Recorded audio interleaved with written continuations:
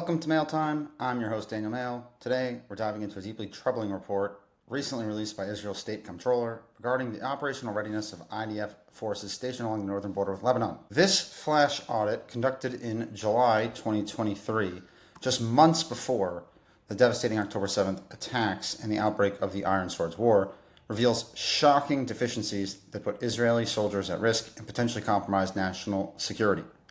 What makes this report particularly disturbing is that it highlights how soldiers were essentially sent to defend one of Israel's most volatile borders without proper equipment and training. Let's break down what the report found. The state comptroller's flash audit examined 8 outposts along Israel's northern border with Lebanon, an area where Hezbollah had been increasingly active throughout 2023. What they found was, frankly, inexcusable. The report explicitly states that soldiers, particularly those in reserve units, lacked basic weapons and equipment necessary for their missions. In some outposts, they found that, quote-unquote, certain weapons were not found, including some of the most basic weapons of the fighters, end quote. Just let that sink in for a moment. We're talking about soldiers stationed at one of Israel's most threatened borders, facing Hezbollah, a heavily armed terrorist organization backed by Iran. And they didn't have basic weapons to defend themselves or the country. The report also found that many soldiers hadn't received proper training on the weapon systems they were supposed to use. Some, quote-unquote, did not undergo training with specific weapons at all. How can we expect our soldiers to defend our borders if they haven't been trained on their own equipment? And it gets worse. In some outposts, reserve soldiers weren't even authorized to use certain weapon systems that they were critical for their mission. The report states that, quote-unquote, reserve fighters serving at a certain outpost are not authorized to fire specific weapons, end quote. One of the most alarming findings was that, quote-unquote, in some of the examined outposts, some of the vehicle patrols are performed in unprotected vehicles. This means soldiers were conducting patrols in vehicles that offered no protection against ambushes or explosive devices, in an area where Hezbollah had been planting explosives and firing anti-tank missiles. The implications of these findings are staggering. This isn't about bureaucratic inefficiency or budget constraints. This is about putting soldiers' lives at risk unnecessarily and compromising Israel's security. What's particularly infuriating is that these deficiencies were identified in July of 2023, and the IDF's response to the draft report was received on September 27, 2023, just days before the October 7th attacks. This raises serious questions about whether similar equipment and training deficiencies existed in other sectors, including the southern border where the Hamas attack occurred. The state comptroller himself emphasized that these serious deficiencies and gaps should serve as a, quote, resounding warning sign again regarding the defense of Israel's borders.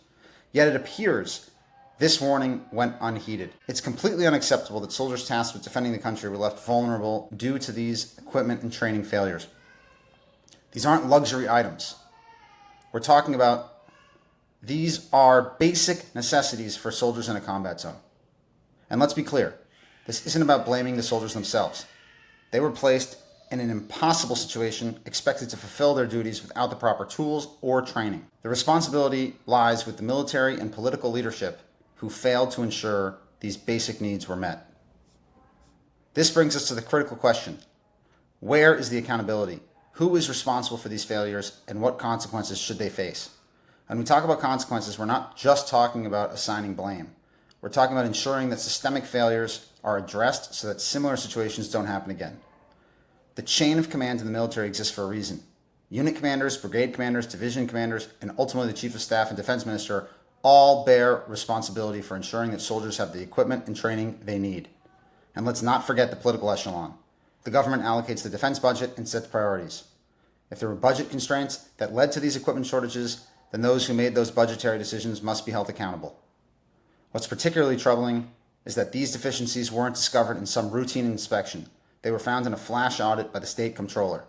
This suggests that internal military oversight mechanisms failed to identify or address these issues. And this raises questions about whether military leaders were even aware of these deficiencies. And if they were aware and they failed to address them, that's negligence. And if they weren't aware, that's a failure of command and control. Either way, there needs to be a thorough investigation to determine who knew what, when they knew it, and what actions they took or failed to take. Those responsible for these failures must face consequences, whether that means removal from command positions, demotion, or other appropriate measures, perhaps even jail. And beyond individual accountability, there needs to be systemic change. The IDF needs to implement robust procedures to ensure that all units, especially those in high threat areas, have the equipment and training they need. And there needs to be regular, independent verification that these standards are being met. So where do we go from here? The State Comptroller's report makes several recommendations, including that the Northern Command examine the need to allocate restricted weapons to all forces and act accordingly. That's a start, but it doesn't go far enough. There needs to be a comprehensive review of equipment and training standards across all IDF units, not just in the Northern Command. And there needs to be transparent reporting on the implementation of these standards. The families of soldiers serving in these areas deserve to know that their loved ones have the equipment and training they need to protect themselves and fulfill their mission. And the Israeli public deserves to know that those responsible for these failures will be held accountable. This isn't just about military readiness. It's about the sacred trust between the nation and those who serve to protect it. When we send soldiers into harm's way, we have a moral obligation to ensure they have what they need to succeed and survive. The State Comptroller's report serves as a wake-up call. The question now is whether military and political leaders will heed this call and take the necessary actions to ensure that such failures never happen again. Because the cost of inaction is simply too high. We've already seen the devastating consequences of security failures on October 7th. We cannot afford to ignore these warnings any longer. If you enjoyed this episode, please click subscribe, share with a friend, and comment below. I really appreciate you taking the time.